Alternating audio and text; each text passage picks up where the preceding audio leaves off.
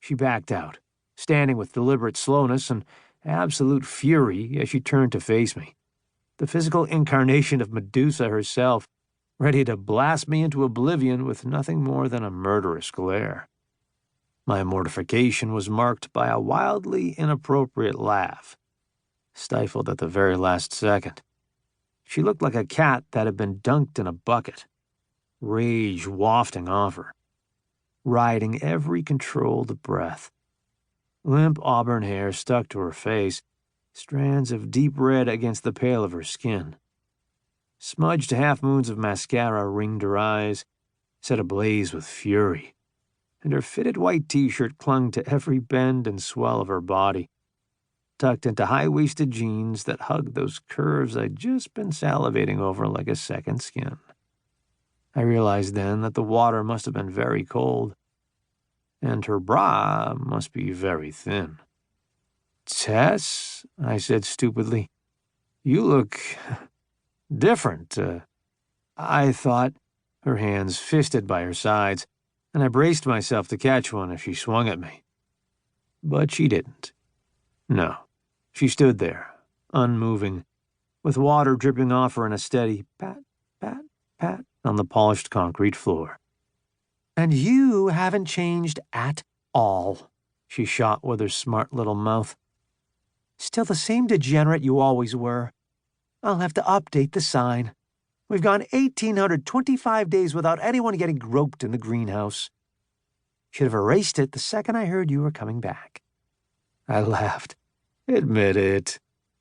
I give an excellent grope." She made a noise somewhere between a squeak and a growl, her jaw bolted shut as she stormed past. But I hooked her arm, chuckling. "Hang on, Tess. I'm sorry. I really am. I thought you were Ivy," I admitted. Instead of looking forgiving like I'd hoped, she seethed. "Well, sorry to disappoint," she ground out. Who said I was disappointed? I stepped into her before she could speak, and she froze when I cupped her face. The first taste of her skin against my palm was cool, warming immediately as her cheeks flamed with a brilliant flush. I couldn't tell if it was an angry flush or not. But I didn't hesitate to consider it as I inspected her, turning her head so I could check it for bangs or cuts. "You hit your head pretty good," I said gently. "I wouldn't have grabbed you like that if I'd realized it was you. You okay?" "I'm fine," she snapped, removing herself from my grip. She turned on her heel, blowing past the table and to the back where we kept the cleaning supplies. I followed her, like an asshole. "I'm looking for Mom. Have you seen her?" Tess swiped a scratchy white towel off a stack and blotted her face.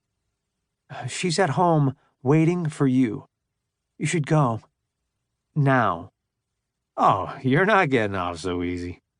One of my brows rose with one corner of my mouth. She rolled her eyes so hard, I was pretty sure she saw Bleecker Street. "Go away, Luke." My smile slipped, and I glanced back at the coolers. "I mean it. At least let me clean up the mess." "I've got it," she fired, because surely her mouth was a weapon. "I insist," I said with velvety persistence, reaching around her for a couple of towels. "Let me try to make it right." She froze but for her eyes, which tracked my hand like it was a goddamn cobra. "You know," I started with what I'd hoped was a reassuring smile. Her eyes cut to me with a flash. "I don't bite." "That's not what Ivy said," she countered. That bought her a full-blown laugh. "Fair enough. But I haven't nibbled on Ivy in half a decade." I turned for the coolers. "Where's she at?"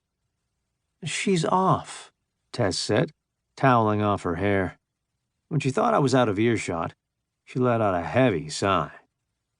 I propped open the cooler door and knelt down, towel in hand as I inspected the damage. Nothing had broken, though some of the flowers had been smashed in the fall. I pushed up to stand with a sigh of my own.